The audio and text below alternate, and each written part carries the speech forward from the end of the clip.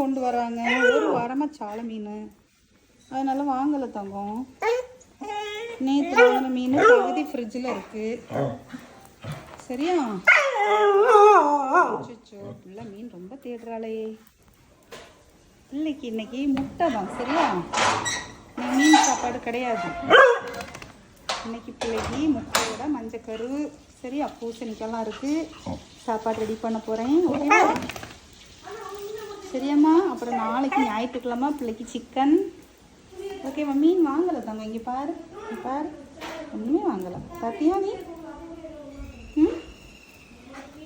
மீன் வாங்கலைன்னு ஆளை பாருங்க. என்னம்மா?